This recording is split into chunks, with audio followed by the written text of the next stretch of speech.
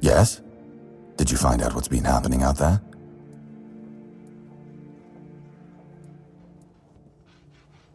Great. A necromancer. Just what we needed. It wasn't the dark druid from the legends, was it? Good thing you got rid of him then. We already have the Dalriada almost on our doorstep. We don't need an army of the undead to boot. You did well. Maybe it's not so bad having you here. Looks like you've got stiff competition. Some old codger brought in the head of Bold Kite. Freshly severed from what I've seen. I hadn't even posted a bounty yet, but I gave him the reward anyway. Gotta keep that kind of spirit alive. Please, state your business. Really? You fought bandits and killed them? Oh, I want to hear all the details. Here's your reward, but promise you'll tell me everything. Oh, someone finally checked out the notices I was posting on the board. You managed to kill Rusty Ardgo? Well. A few months back, he supposedly took out a high-ranking red priest, so the big shots of Camelot were eager to see him dead. But it was you who finally pulled it off, and from what I hear, he was a tough bastard, surrounded by a gang of killers. Congratulations, and here's your reward. Sinan the Giant, he used to rob travelers on the road, and if he wasn't satisfied with what they had, he'd crack their heads open. Now his hefty body is lying in pieces in a puddle of blood somewhere. Oh, sorry. No time for daydreaming, right? Here's your money.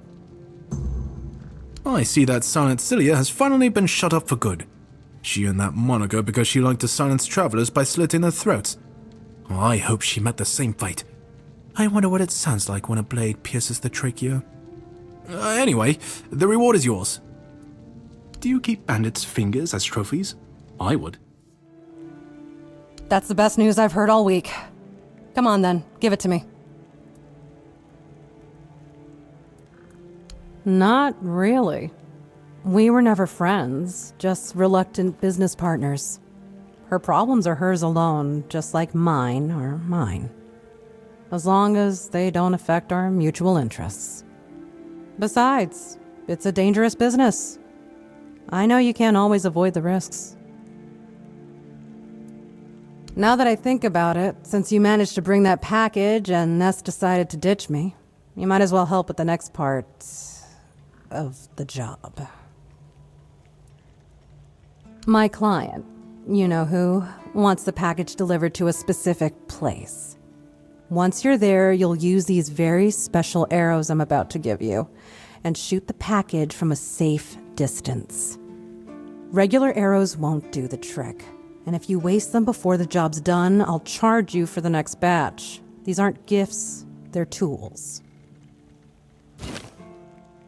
Oh, come on. What do you think happens when you shoot flaming arrows at a mysterious package? Think for a second. Anyway, whatever opens up in front of you, check it out, and then tell me all about it. If I were you, I wouldn't touch anything. But if something catches your eye, well, maybe nobody will notice. Just make sure to open the passage. Am I some kind of seer? I have no idea. The captain's my client, not my friend. But if the rumors about him cozying up to the Dalriada tribes are true, you might stumble upon something related to them. Maybe some long-lost artifacts. I haven't got a clue. Personally, I think the captain's just trying to suck up to them. That would be very much like him. What does he care? He pays me to get the job done. How I get it done and whose hands do the work, that's my business. Yes. Still tastes like shit. Exactly how my mother would make it. It's just what I needed. Oh, don't get me wrong. I really appreciate what you did for me. It's just that every time I doubt my service in the Horns of the South, I need a reminder of why I enlisted. My mother wasn't much of anything, to tell the truth. She always said I was good for nothing and that I should be glad she even kept me. And every day she'd bring back home a new uncle. Many of those uncles liked to kick me out of my own house when they were drinking and getting busy. Then, when she'd sober up and got rid of an uncle, she'd bake me that pie as an apology. It always tasted like shit. If the other villagers hadn't been feeding me, I would have starved to death. Hence the pie. Yeah, I do. So, despite the shitty weather and the world being on the verge of collapse, there's still nowhere else I'd rather be. Yes? Who are you? Did Albert Albertus send you? I've told you 1,000 times I'm not leaving. This place is perfect for me. At last, I have the space to explore the limits of culinary delights. You'll never understand, you bunch of cabbage heads. Your taste buds have long been dulled by fried cheese, fried fish, and oil. Oil everywhere, the goddamn oil. Oh, so you're not one of Albert's yes men. I hope you'll forgive this egregious lapse in my manners. I never thought that after the entrance was buried, anyone unfamiliar with my situation would find their way here. But first things first, my name is Rumpold Fenini. I used to be the most renowned chef in Camelot, but now I am an outcast. Doomed to forever search, misunderstood by plebeians with no taste. I've reached the limits of taste, and when I gazed into that abyss, I realized that all my past efforts were doomed to fail. You see, the logical conclusion of creating the most delicious food is something that flips the pleasure of eating on its head and brings it to the other side. Food so delicious, so extraordinary, that the pleasure turns into pain. Because, you see, it's only through pain that we can truly reach pleasure. Now, listen carefully. Sour herring and cheese. Sour herring with cheese. Perhaps, but it's not supposed to sound. It's supposed to be seen. For what is virtue if you don't first know vice? This experience is meant to embody the essence of flavor transgression. Culinary norms and rules, they're nothing but simple amusements for the masses, limitations meant only to expose the cracks within them. Why don't you try it yourself? Though I must warn you, there's no turning back from this path. Once you've tasted the effects of my culinary transgression, nothing will ever be the same. Here's the recipe for my sour herring with cheese. The ingredients are for you to obtain. It must be your own path. Just remember, it requires a special herring. If I recall correctly, a good fishing spot was... Here, I've marked it on your map. My acolyte of culinary delights. Oh dear, I could ask what year it is, but honestly, I don't find it terribly important. I finally found my place and purpose. Time holds no meaning for me. Does he now? Why? I don't offer paid lessons, and I certainly don't run the garrison's kitchen. I can't think of any reason Captain Hubert would send his men here. Sorry? Oh, a change in command then. Interesting. I do hope Captain Hubert is well. He was very kind to me when I stayed at the Keeper's Fortress. Rules are meant to be broken. How could I? It took place after my death, and I was not summoned back when it happened. Yet I believe they did what had to be done. If the Four-Dweller was a threat, one that could neither be questioned nor studied, then he had to die. You do not understand how dreadful these creatures are. Even with the weirdness weakened, they remain formidable foes. We cannot fault these people for defending themselves. I heard rumors. The Delrita chieftains spoke among themselves of the stone wardens they brought from the homelands. Yet when I asked, they had little to say. It seems their brotherhood has found a way to bend the weirdness to their will. That is good, I suppose. If you have the chance to learn from them, do so. We need every advantage to restore peace to Avalon. I can smell it. Sour herring with cheese. I can smell it. You made it. Do you understand now? Only by expanding our desires and fully embracing pleasure can we, the unfortunate beings thrust into this sorrowful world, hope to find a few roses among life's thorns. You will never be free from the smell of sour herring, and you should never want to be free from it. You're back. How did it go? What is this? A barrel of salted fish? Oh, that's very generous of him. Aye, to be honest, I wasn't expecting much. I figured the potion would just end up shattered on the stone. But he's not only took it, he's reciprocated. Maybe I was wrong about the Southerners. Maybe there's hope for peace in One Eye's plan after all.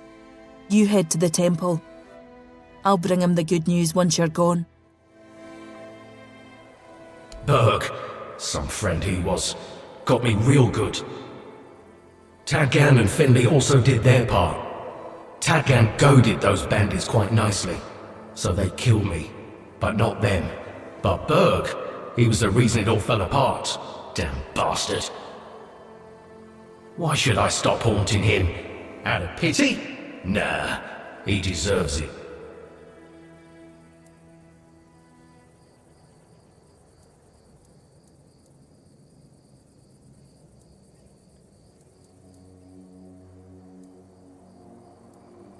Oh, I didn't know how else to find him. Now you've led me to him. Thank you for that. And no, I'm pretty sure I didn't lie. At least not much.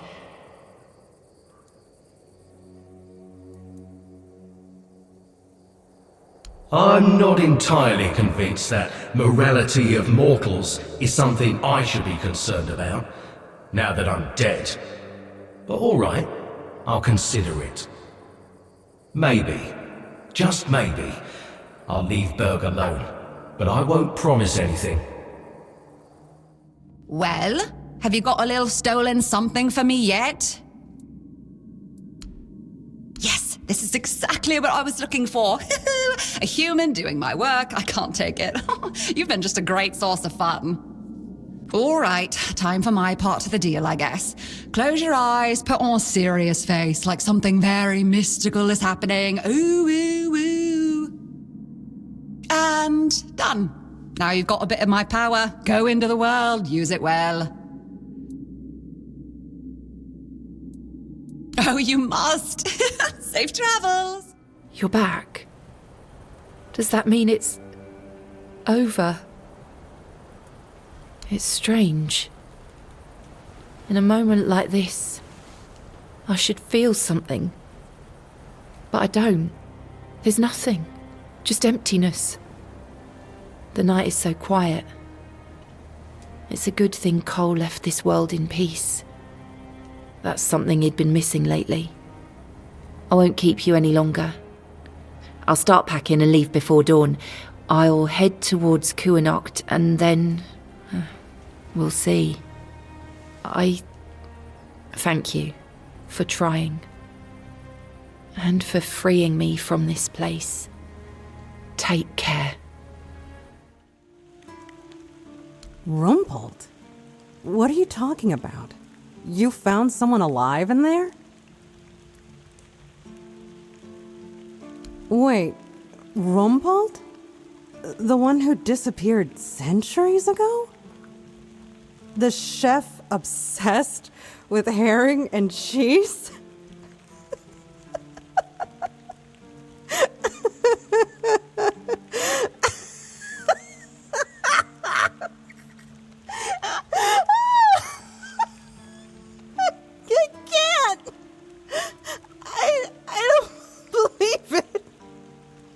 All that effort, all that money, and it's rumpled. Oh my God, I'm crying. But, well, a deal's a deal. Here's your cut. Honestly, I thought it was about the lost treasures of the Dalriada, maybe an army of undead berserkers, something that would end the world. You have no idea how scared I was of this job. And now you're telling me it was undead Rumpels. All right, I'm feeling better now. Do you need anything else from me? If only. I can't get in touch with Brandon. And it seems that he gave the order to keep me here. Precisely here, right in this damned spot. And I'm afraid, if I stay here any longer, some of those geezers might actually drop dead. Don't get me wrong, I quite like this place. The air is crisp, the sea is calming. It's true, the company could be better, but I wouldn't mind living here one day. I used to love it when I was younger. It felt like an adventure. Like I was a brave heroine venturing into the dangerous world. But it gets boring after a decade or two. Eventually, you start feeling like you haven't had time to sit down since the moment you left. The dangers of the road stop becoming exciting. They become real.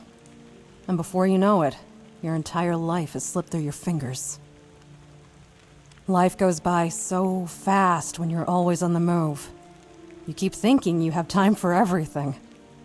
Until you don't. Only a keeper is allowed to own property in the Horns of the South. I looked it up. It's an actual law, not just something Brandon made up so I'd stop breathing down his neck. So unless I grow a pecker overnight, it'll never happen. Please, state your business. I can't believe you actually did it. A blade buried in that giant body. I can only imagine what a sight that was. Here, take your reward. And please accept Camelot's official gratitude. You've truly done a great service for the capital. Go, the hunter waits.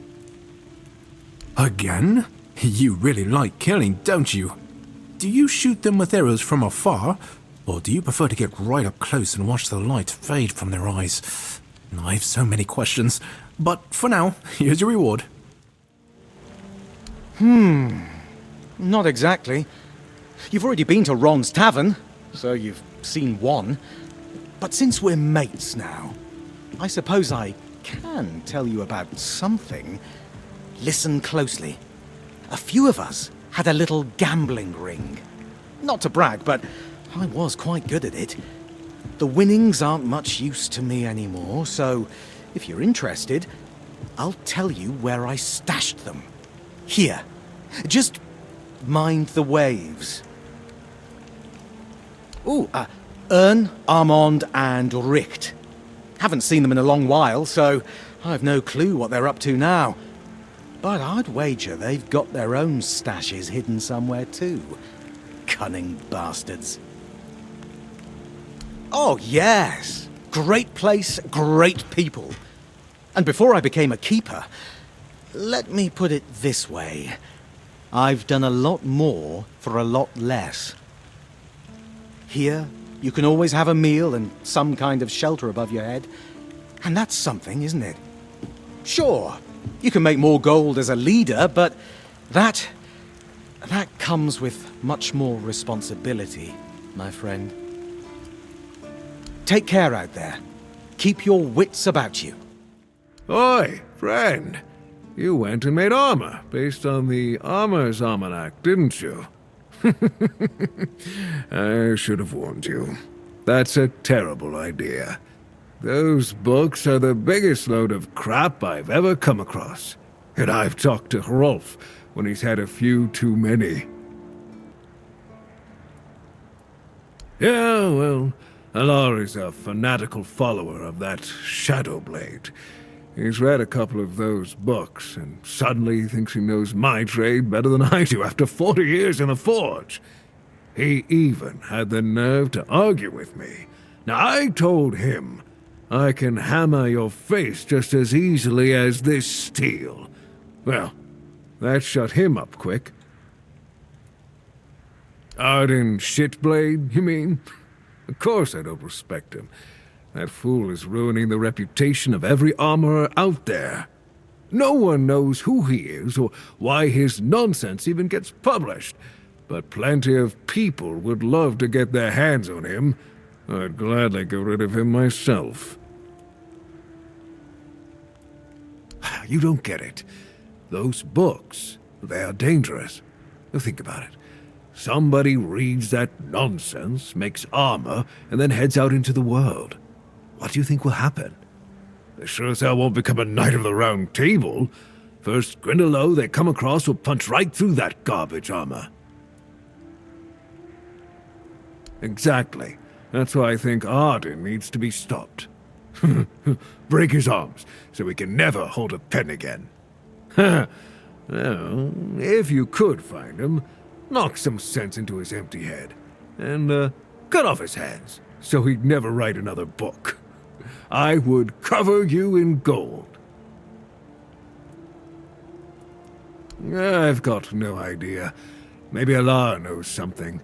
He's the biggest admirer of that charlatan I've ever met.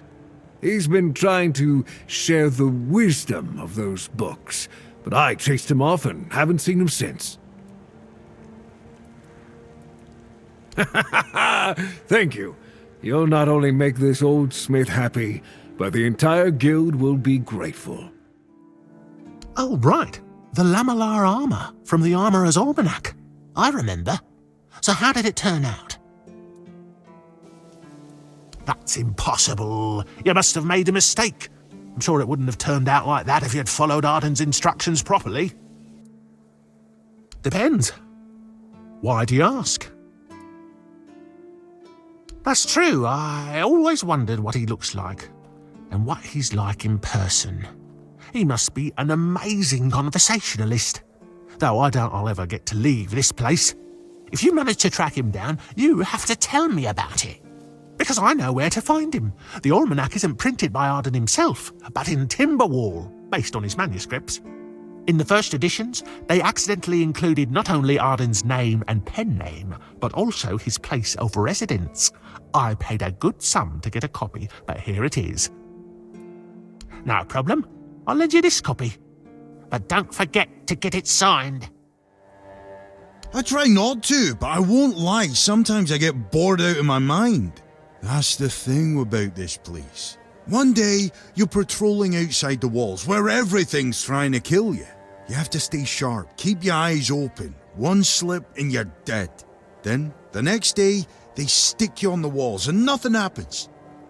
It drives me crazy. Like what? Crocheting? No, thanks. I tried, I don't have the patience.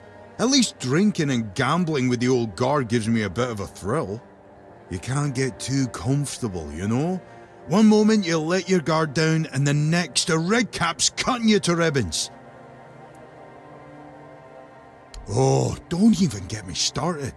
Now they suddenly realise it's dangerous outside? Just because some Dalriatas showed up at the temple.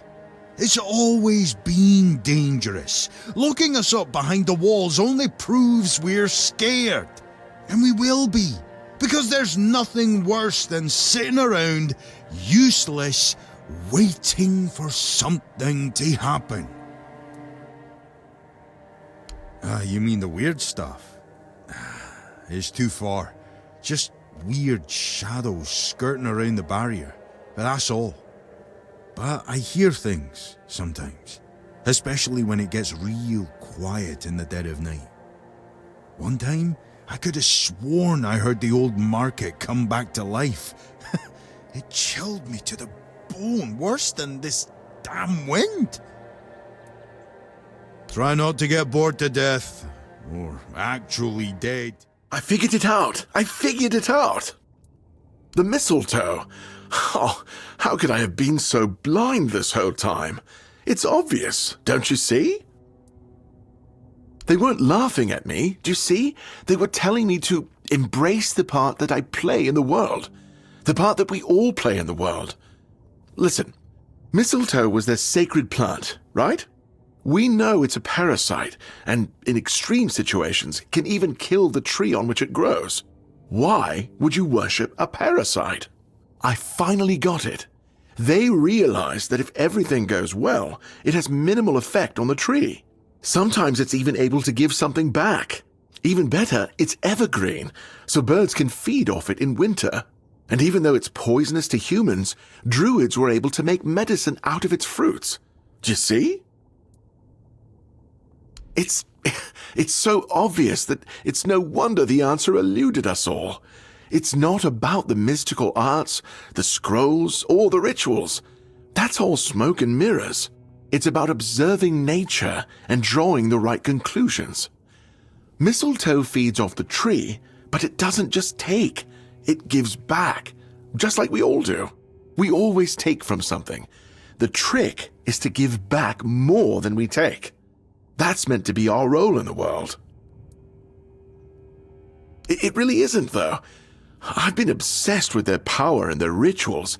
I thought there was some forbidden knowledge that could make me more. But it turned out it's not about gathering knowledge and power just for the sake of it. It's about understanding our place in the world as parasites, but useful ones. There's no more knowledge to gain besides what's already here. The trick is, we need to learn to see it. This is my new quest. Thank you for initiating this discovery. It's you. Some folks told me you've become quite interested in solving this matter. Well, I don't know why, since we're strangers, but thank you. Here. I hope it serves you well in your travels. Now, forgive me. I feel better, but I still need rest. More than I'd like. It creeps in, slow at first, then all at once. And once it has you, it doesn't let go. I can feel it now, crawling beneath my skin, whispering like a thing with breath. Stopped? No. Delayed? Maybe. But the weirdness doesn't play by our rules. It doesn't care about walls or swords or prayers. It moves. It shifts. And it takes. Once, I saw a man walk straight into it. Some bandit, most likely. No hesitation. He was smiling, I swear it. By the time we pulled him out, his face was wrong. Like something else had decided to wear it instead. We had no choice but to kill him on the spot. Forgive me. And how did my traps work? Quite the technological marvels, aren't they? That's what I like to hear. You are an invaluable first officer. But our work isn't done yet. We need to solve the seagull problem on Avalon once and for all. You'll search for their nests and destroy them without mercy. Burn the nests, shoot the parents. It's the only way to eradicate the evil for good. Serious times call for serious measures and decisive people. I see no other way. The nests will keep coming back, but Don't even think about giving up. Only consistency will save us. There will be less of them with time, you'll see. Go. Fulfill your mission, my brave first officer. Let me guess. He's trying to rope you into his campaign against Avalonian seagulls. It's a well-known story. All the keepers know of Gwylin's obsession, but it's less amusing than it sounds. You see, Gwylin is from a coastal village. His father, a fisherman, worked hard to feed his family. He instilled a deep hatred of seagulls in Gwylin, claiming they were our greatest enemy. He taught his son how to kill them effectively, and insisted they were agents of the Four Dwellers. Essentially, yes, but he wasn't always like this. When he joined, he just didn't like seagulls and avoided them. I gave him simple jobs away from the walls, and everyone was happy. Until one day, he asked to serve on the walls. I agreed because I thought he'd simply got used to the birds. I had no idea I would be contributing to feeding his obsession. I spoke to him. Between his rants, I heard a confession I didn't expect. When Gwylin was only 7 years old, he saw a flock of seagulls attack his father and pluck his eyes out. Is it true? Or the ramblings of a madman? It's not for me to decide. Don't get me wrong, Gwylin is harmless, and he's a good soldier, but he can't be helped. Yes, it's crossed my mind. It's about time we gave the poor man some work away from those blasted seagulls. I'm thinking of keeping him busy around the keep, indoors, where it's quieter. You actually did it? Cleared out those tunnels on your own? Every captain before me thought it was a fool's errand, not worth the risk. And how are those tunnels? Salvageable? Aye, that it does. Camelot won't be eager to finance the repairs, but knowing the threat's been dealt with is a victory in itself. Perhaps someday we'll see them restored. Until then, we can at least rest easier. So the keep owes you for this. Here's your reward. And what about Goban's friends? Did you find any trace of them? Give those to Goban if you haven't yet. He's restless, but maybe seeing those again will help settle him. Might even help him get his act together. When the fog isn't too thick, I sometimes see drowners crawling out of the water. And sometimes I can see a strange shape out on the sea, like a giant herring with a red eye. Oh, too many monsters in this world, far too many. And some of them are above us. I'm guessing it's just the seagulls driving me insane. Flying rats. But still, I wouldn't recommend swimming too far away from the shore. Seagulls still shit on our walls. They still fly over our heads. They still make normal life unbearable. Sometimes I can't sleep.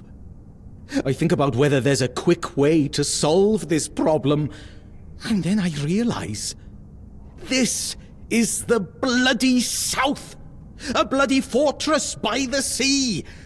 The problem is that this place exists, but I swore to serve it, to look after the horns of the South, and that goes hand in hand with hating those screeching bastards.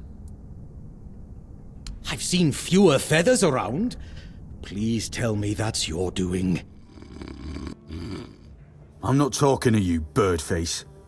Get lost. Don't even look at me. You want something from me, you just wait. You call me here crawling on your knees and I still won't talk to you. Are you happy now? Sober and all? 'Cause I'm not. You went down there and came back with their tags. Damn, didn't think anyone would ever bring those back up. Lads must be resting a bit easier now, or so I'd like to think. They deserve better than to be left in that pit. You did right by him, stranger.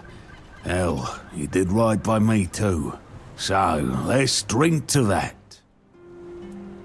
Why the hell would I do that? I want to celebrate. You can't celebrate with seawater and fish, you dummy. Did I? I don't remember. And if I don't remember, it doesn't count. But maybe I did say that. I started cozying up to a bottle the day I came back alone from those damn tunnels. I guess it's time I made good on my word. For them. For me. This old fool is done with the booze. I think I owe you. More than I got words for. The guts to go down there, and you brought back what I couldn't. That's something I won't forget, stranger. Could you do something for me, child? I assure you it's nothing major, but you'd be doing an older woman a huge favor. It concerns my necklace. It was a gift from Lady Kincaid, so I hope you understand how precious it is to me. Unfortunately, the chain broke a while ago, so I gave it to Osbert to repair. He's the local blacksmith. I'm sure you already met him. Would you be so kind, child, and find out if my necklace has been repaired? If it has, please bring it back to me. I would be very grateful. Thank you, my child. There you are, finally. I've been searching everywhere for you. This is a matter of utmost importance. You simply must help me. My Duncan has gone missing, and if we don't find him soon, he might be in grave danger. Please, you have to find him. I can't possibly be a widow at my age. Mourning clothes are dreadfully unflattering on me. Oh, let me think. Just 2 days ago, or perhaps 3, I've been terribly occupied with redecorating the mansion and designing an entire new wardrobe for our extended stay in the south. Duncan and I never felt the need to be constantly together. In fact, we both find such behavior utterly gauche. A marriage is merely a contract, after all. No need to romanticize it unnecessarily. Commoners, perhaps. People of my standing cannot afford to indulge in such frivolities. We have entire bloodlines and fortunes to consider. Some of these alliances span as far back as the homelands. Love is something to sing about at court, but marriage is a transaction. My mother instilled that in me when I was just a little girl with pigtails. Very fashionable ones, of course. Is it truly? I haven't noticed. Duncan and I have a perfectly agreeable union. We both understand what to expect from this marriage. Neither of us wants for anything. Oh, yes, of course. Someone delivered a ransom letter to the mansion. Quite absurd, really. Duncan is the one who handles all the finances. I'm not even sure where he keeps the money. And I certainly don't plan to lower myself to meet the demands of some lowlives. That's why I need you to retrieve my husband. He's not dead. Don't be ridiculous. They need him for the money, don't they?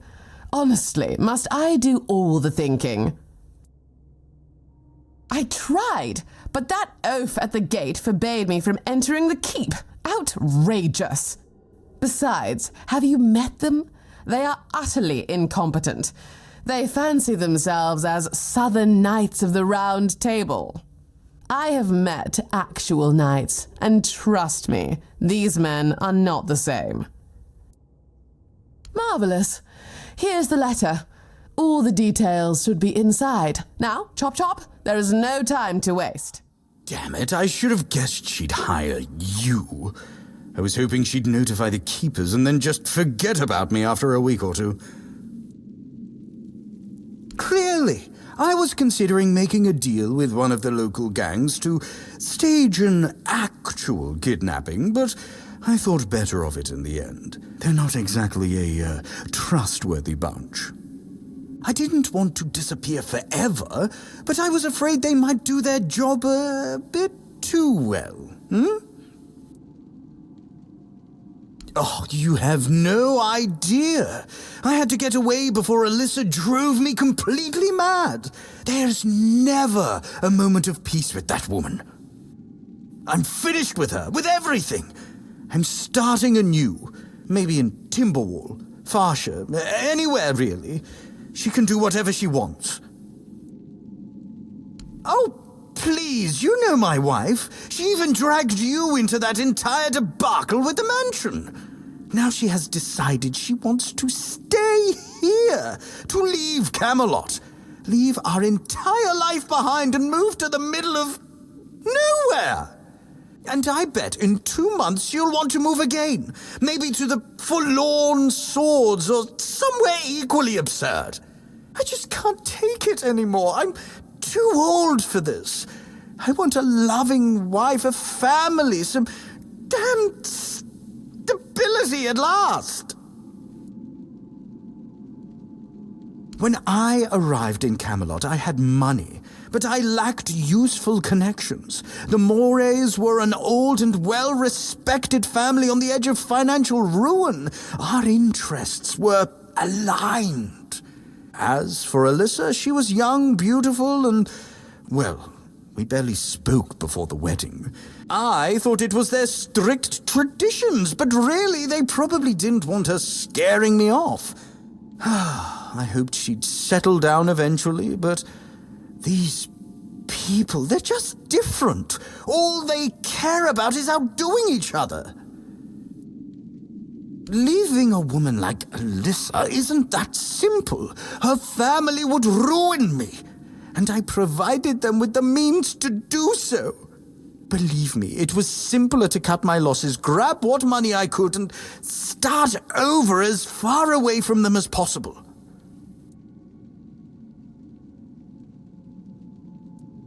I cut off my finger, just in case someone did come looking. I hoped they'd find it and bring it to Alyssa as proof that I was gone.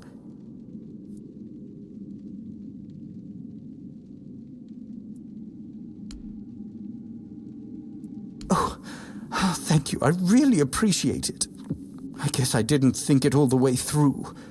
And I wasn't expecting it to hurt so much.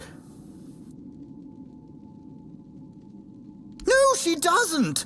She's only interested in having a husband who fulfills her every need. In her eyes, our marriage is perfect. Or at least it's perfect for someone like her.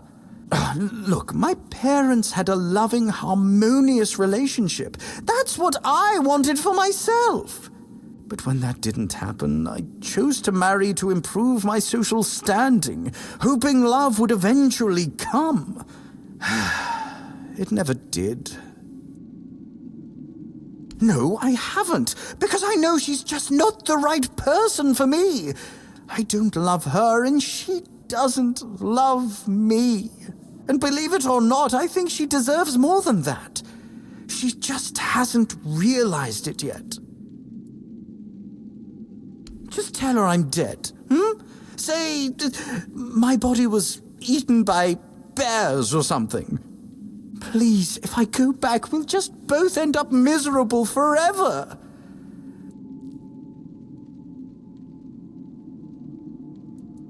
Oh, thank you. You don't know how relieved I am. Trust me, Alyssa will be better off. A young widow who lost her husband in the south will be the talk of the court.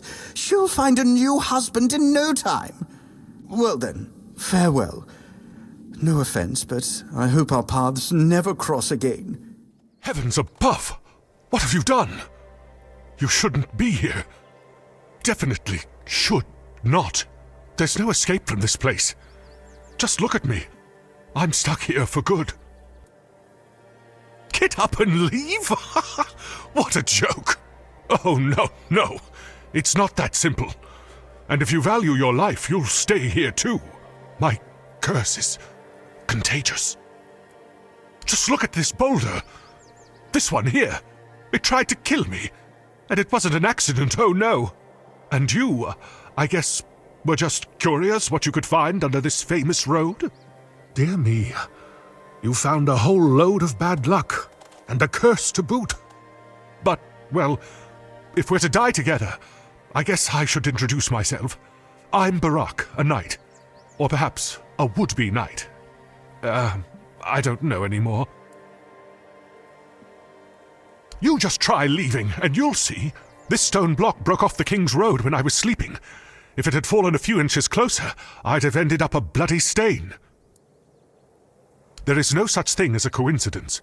The gods aren't lazy. And the one who cursed me gets along with the gods pretty well. I didn't bring it upon myself. It was that damn priest clad in red. With just one look, he brought misfortune upon me. And then I brought it to Lemray.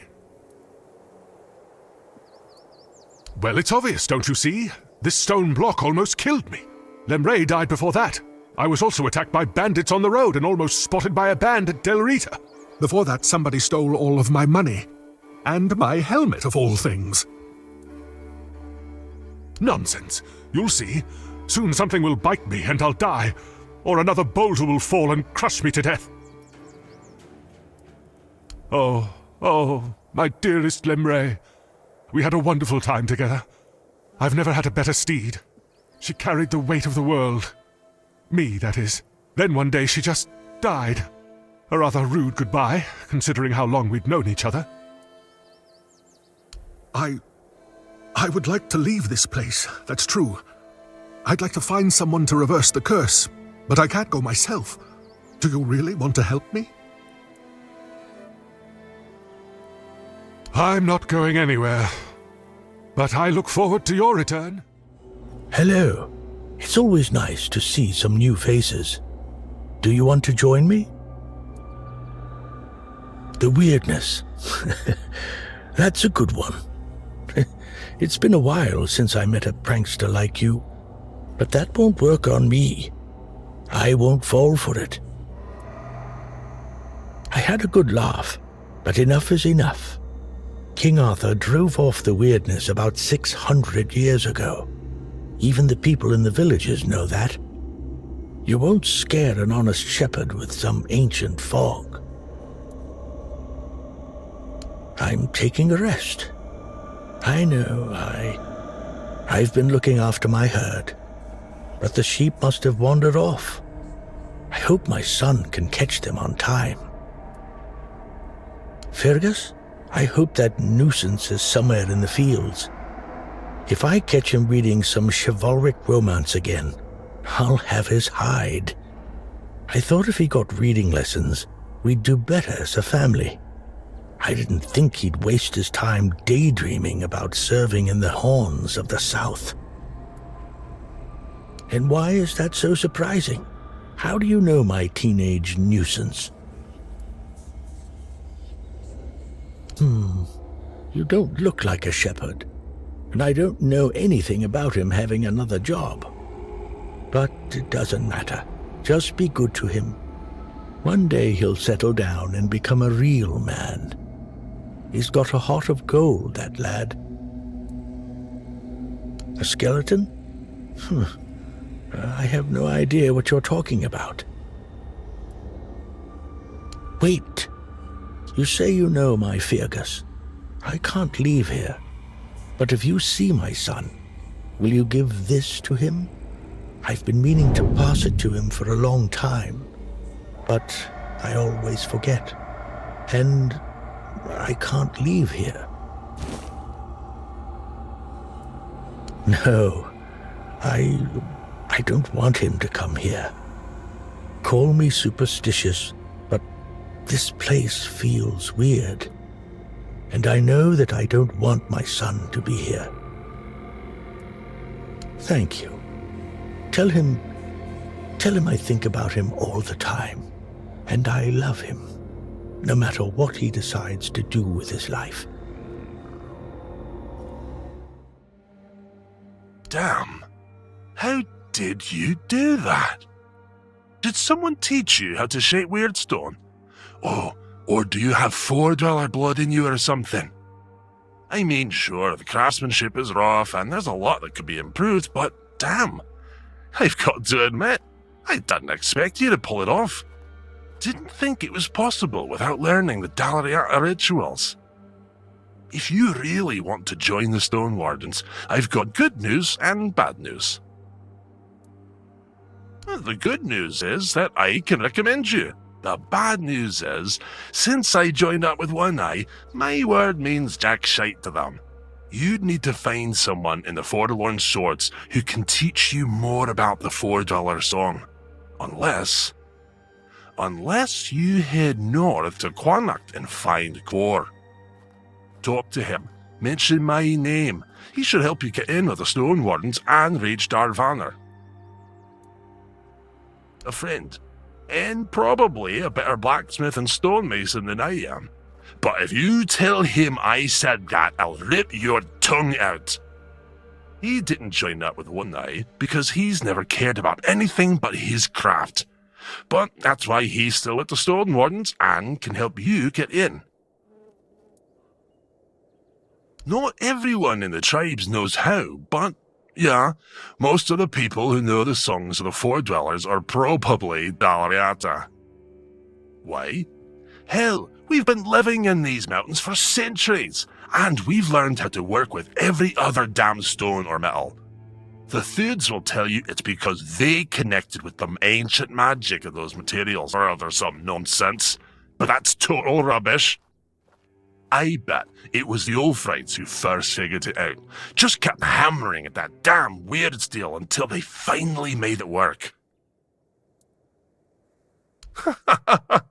No, most of them would tell you to piss off and never talk to you again. So you'd better appreciate my damn kindness. It's odd that someone from the Volker is running the camp, since they're not exactly known for clear thinking. Most of them are lunatics who charge at the enemy with bare hands, if not bare asses.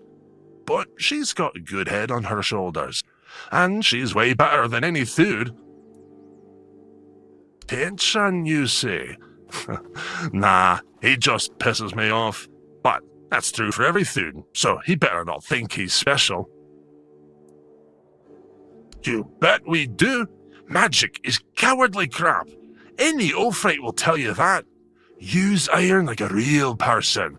Don't wave your hands around and wail like a dying goat. And you can't trust the Thuds. They're like vipers you fed from your own bosom, and that hasn't changed in centuries. It's not even worth talking about. Damn them. You shouldn't be here. This is no place for the living. Poor sod. I pity you. I think my name was Mallory. I wandered in search of meaning, until one night, a very special dream came to me. In that dream, a beautiful, towering flower whispered to me, "You will find me, if you want me, in the garden." And so, I resolved to seek that place. This is what I found, from the rain to the gutter. I suppose it's what lies beyond those ever watching, ever listening doors. They wait for our next move. Soon, it will all be decided. When we finish our little conversation, all will be set in motion.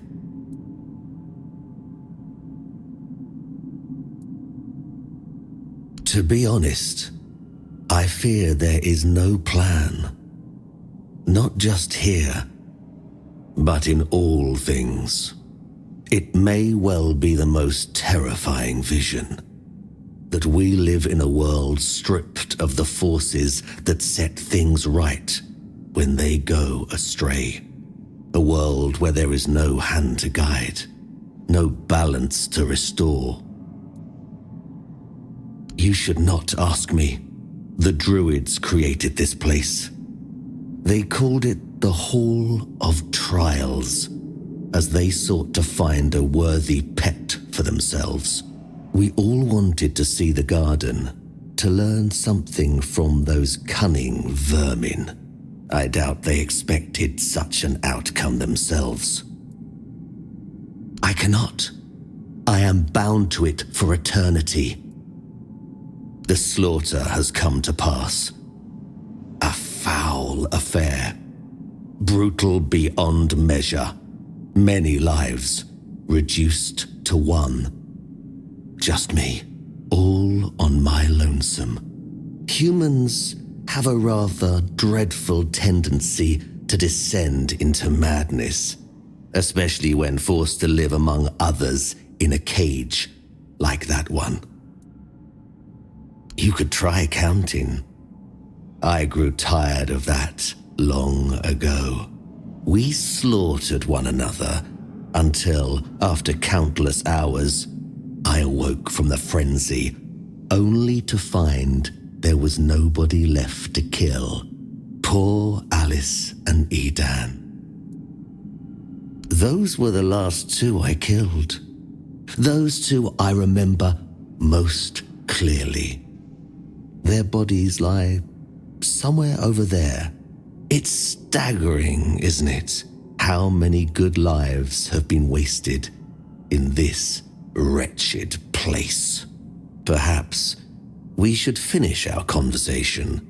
There's no point in dragging it out anymore. If I could ask you one thing, try. Just try.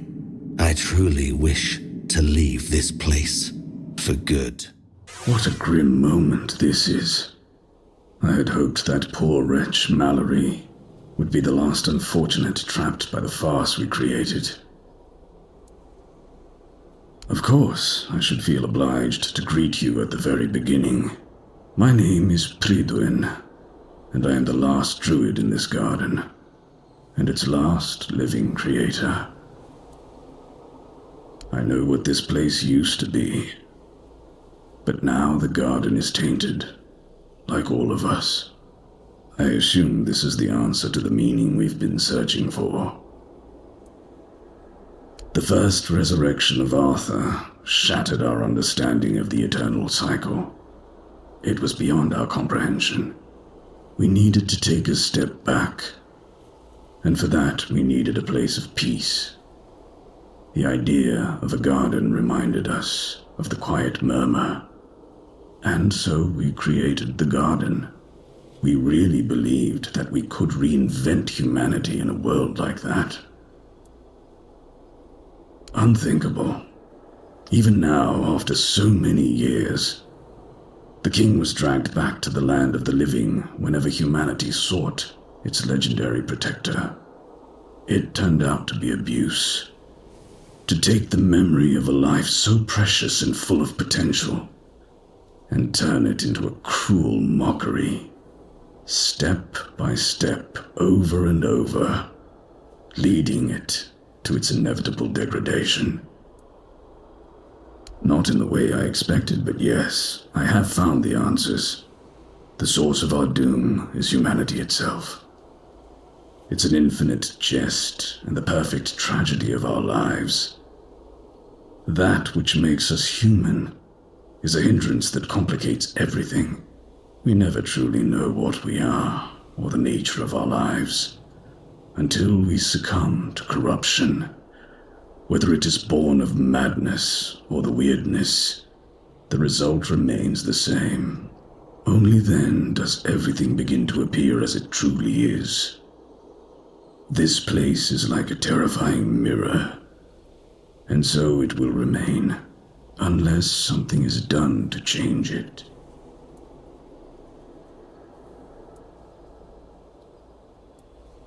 What has already happened cannot be undone. There is only one thing left to do, to bring it to an end.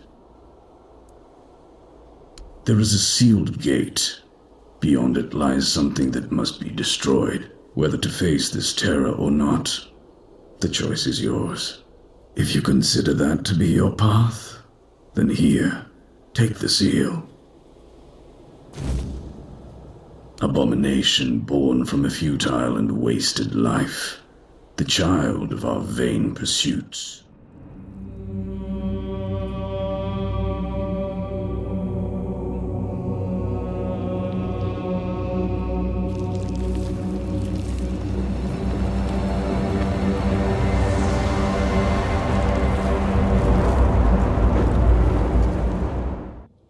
have returned. You reek of blood. You reek of purification. You've killed our child and set the fate of the garden on a new path. So, peace will come sooner than I expected. Now, at last, I shall have quiet and slumber. Let the flower bloom in all its beauty and die as it was always meant to. Thank you, Seeker. Oi! Oi! Where do you think you're going? This is my spot. You can, take the other side. Just don't get greedy. What do you think? It's good material. Be a shame to leave it rotting in the ground. Doesn't hurt that it pays well, if the keepers don't catch you. But they're barely around anyway. Why else? For fun? I might be bored out of my mind here, but I ain't crazy just yet. The material from the statue keeps me fed, keeps my family fed. That's all that matters nowadays. For a moment there, I was worried you were one of those knobs who get their panties in a twist over disrespecting a pile of stone. I can't stand their kind, but they've never gone hungry a day in their lives. Help! Help! I'm here! Help!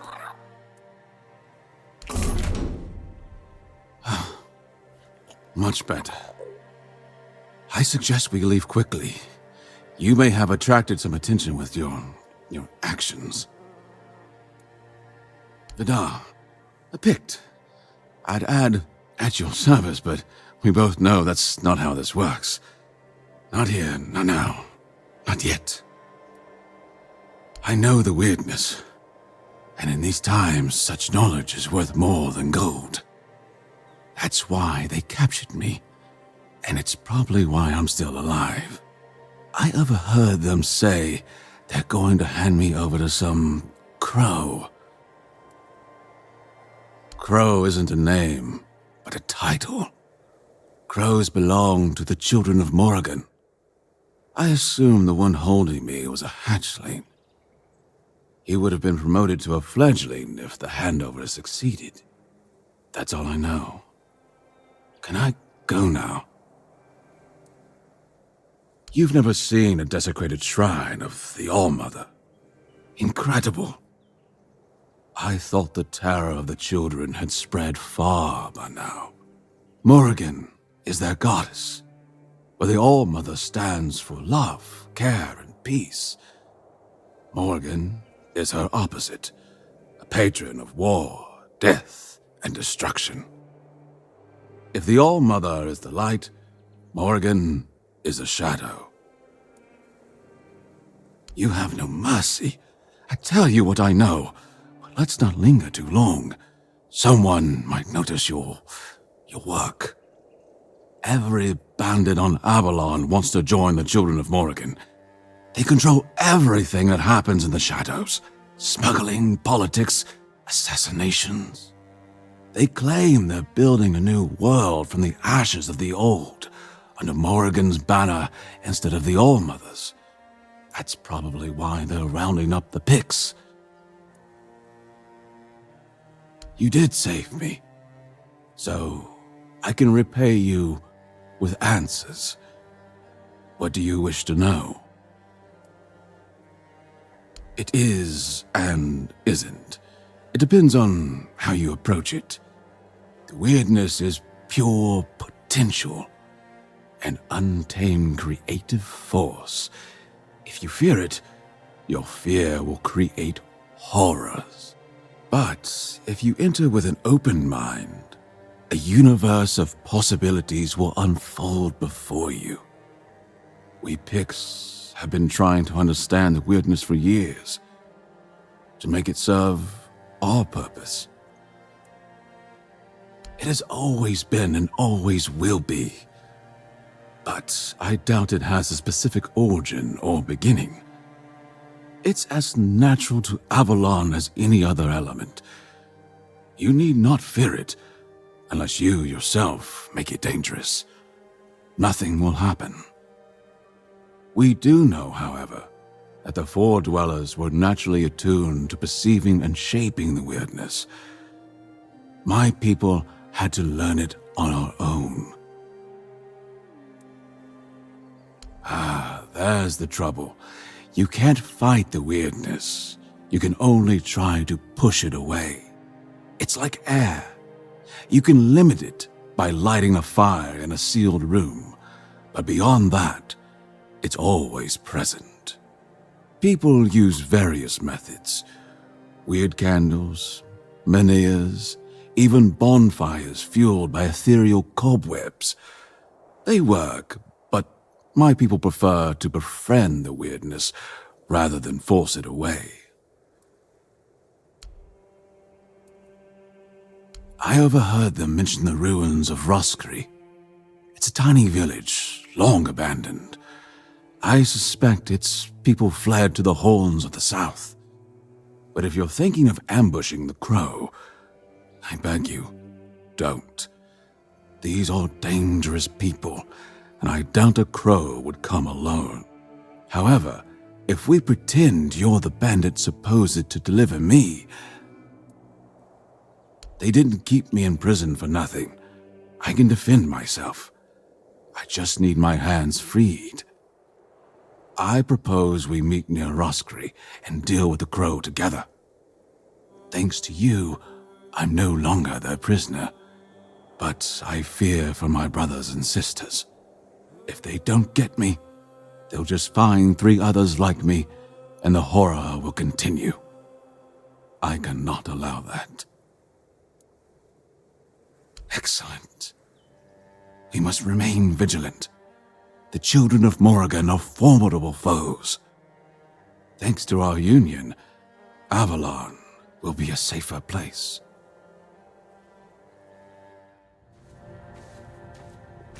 Oh, you're finally here, but our crows are not. I don't know what could have gone wrong. Maybe I misheard. Maybe I mixed up the names of the villagers. Oh no, they're here, aren't they?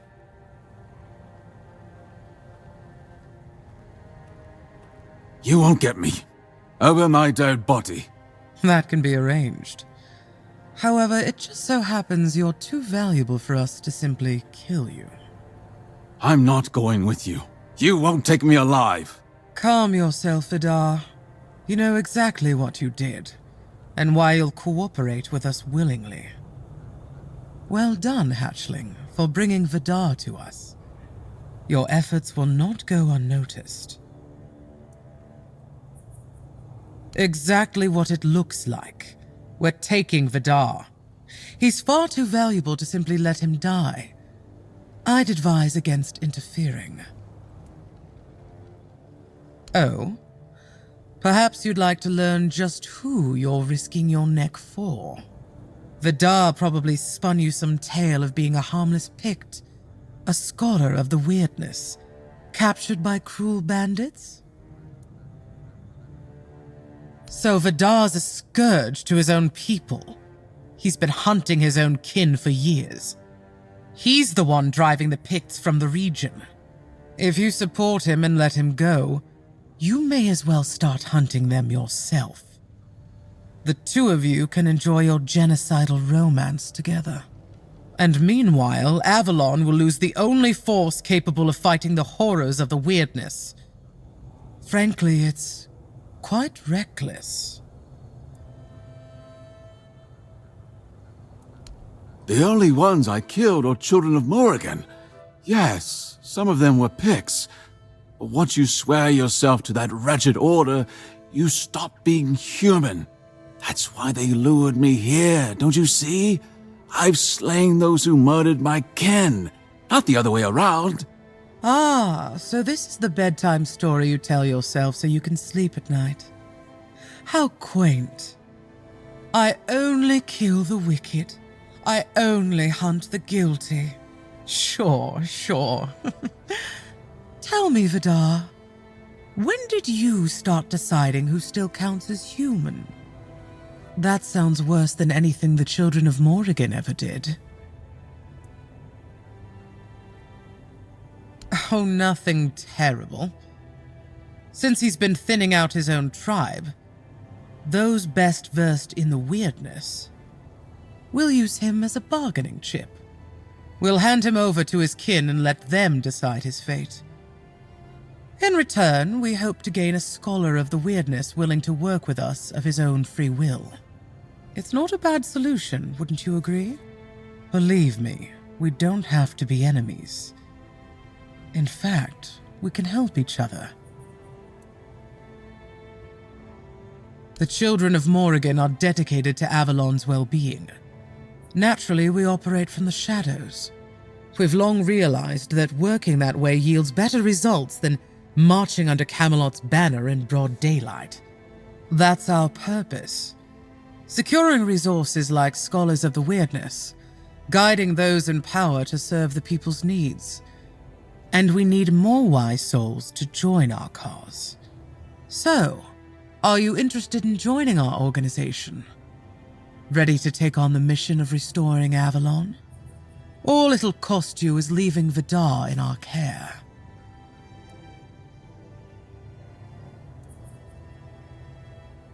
A pity. Then let's see if the strength in your arms matches the sharpness of your mind.